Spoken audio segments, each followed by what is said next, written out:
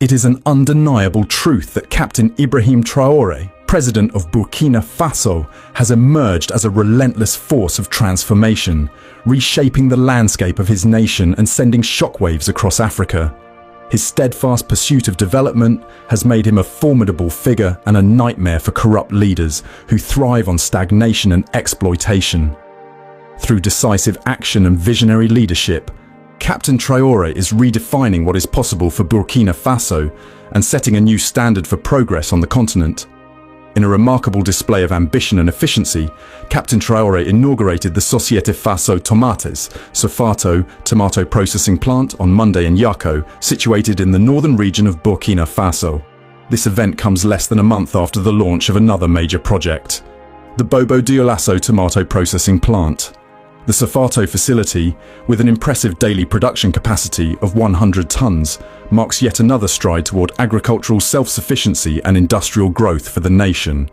What makes this accomplishment even more extraordinary is the rapid succession of these developments. Just 16 days earlier, Captain Traore officiated the opening of the Burkina Tomato Company, SOBTO, a complementary manufacturing unit dedicated to tomato concentrate production. The newly inaugurated Sofato plant, located in Pugiango in the commune of Gomponsom, is strategically positioned just 10 kilometers from one of Burkina Faso's largest dams. This advantageous location ensures an ample supply of water and enhances agricultural productivity, reinforcing the plant's operational success.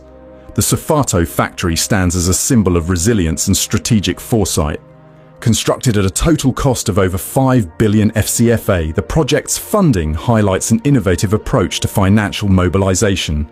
Key contributors include the Economic Fund for Economic and Social Development, FNEDES, which allocated 1 billion FCFA, and the Agency for the Promotion of Community Entrepreneurship, which contributed nearly 400 million FCFA.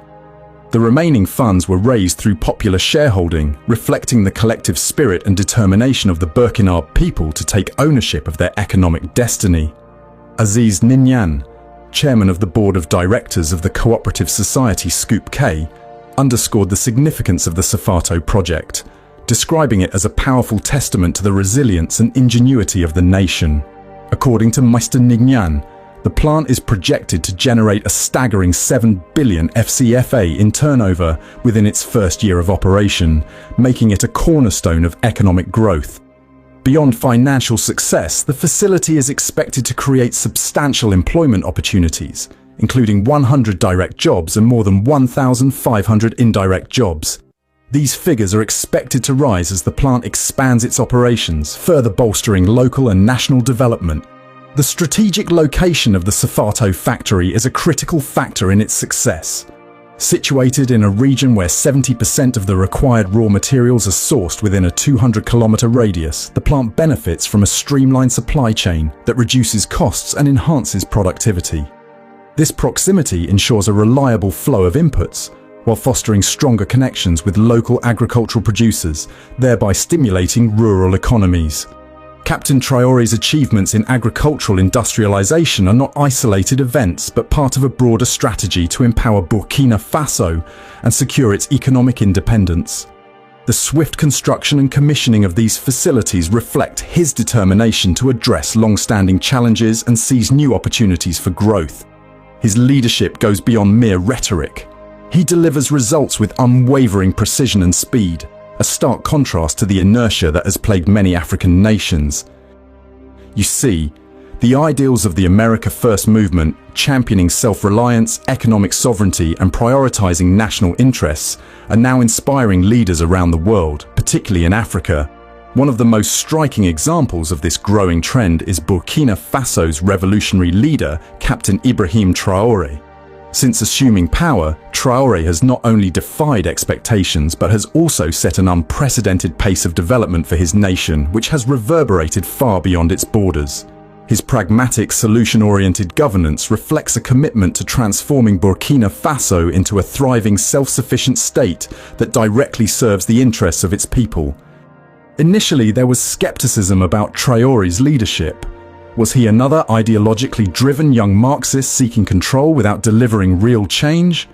Would he succumb to the rhetoric of victimization over colonization and imperialism, offering little in terms of practical solutions? The answer is a resounding no. Traore has proven to be a common-sense leader with an unrelenting focus on results. His vision for Burkina Faso prioritizes tangible progress over empty slogans, and his achievements in such a short time have been remarkable. One of Traore's key areas of focus has been reclaiming Burkina Faso's economic sovereignty. Despite being one of the world's largest gold producers, the country has historically lacked the infrastructure to refine its own resources. For years, raw gold ore was exported to Europe for processing, leaving Burkina Faso with minimal profits, while foreign nations reaped the benefits. Traore denounced this as unacceptable and took swift action, commissioning the construction of the nation's first gold refinery. This refinery will not only create high-quality jobs for Burkinabe workers, but also ensure that a significant portion of the wealth generated from the gold industry remains in the country, driving long-term economic growth. The agricultural sector has also been a focal point of Traore's reforms. Traore identified a glaring inefficiency in the tomato industry. While Burkina Faso is a major exporter of raw tomatoes, it was simultaneously importing tomato paste from other nations. Viewing this as an unacceptable dependency, he launched 2 tomato processing plants within weeks of each other.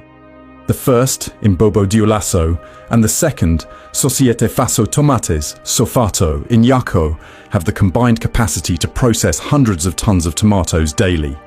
These facilities create jobs, boost food security, and enable Burkina Faso to add value to its agricultural exports. By processing raw materials domestically, Traore is ensuring that the country retains more of the wealth generated by its natural resources. Traore's economic vision includes historic tax cuts designed to stimulate business growth and attract investment. Recognizing the untapped potential of Burkina Faso's youth, he has worked with the private sector to create pathways for young entrepreneurs to access capital. By fostering a culture of innovation and enterprise, Traore is laying the groundwork for a dynamic and self-sustaining economy. Unlike many African leaders who see themselves as untouchable rulers, Traore emphasizes that he is a servant of the people. He has consistently stated that his government is accountable to the citizens of Burkina Faso. In a powerful departure from the norm, he openly defends the right of his people to protest, even against his own administration. This level of humility and accountability is virtually unheard of in a continent where dissent is often met with repression.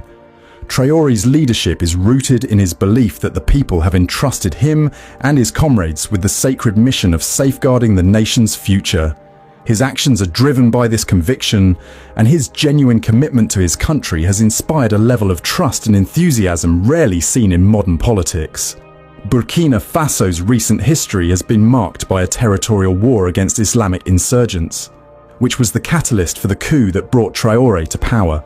Under his leadership, the country's military has experienced a resurgence, with thousands of young people enlisting to defend their homeland. To strengthen Burkina Faso's security capabilities, Traore has formed strategic partnerships, including one with Russia, despite criticism from Western nations. This bold move reflects his willingness to prioritize his country's needs over appeasing global powers that often prioritize their own interests. Traore has been unapologetic in his critique of Western interference, arguing that globalists and corrupt elites seek to maintain a status quo that keeps developing nations dependent and impoverished. His decision to seek alternative partnerships demonstrates his commitment to protecting Burkina Faso's sovereignty and charting an independent path for his nation. Traore's leadership is more than a national movement, it is a revolutionary force for Africa. By prioritizing resource sovereignty, economic self-reliance, and people-centered governance, he is challenging the entrenched systems that have long held the continent back.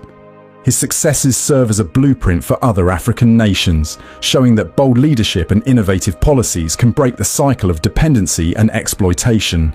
The president's actions resonate deeply with the aspirations of the Burkinabe people, who see in him a leader capable of transforming their collective dreams into reality. The Sofato factory is more than just an industrial project. It is a beacon of hope and a testament to what can be achieved when visionary leadership meets the resilience of a united population. In many ways, Traore's approach mirrors the principles of the America First movement, adapted to the unique challenges and opportunities of an African context.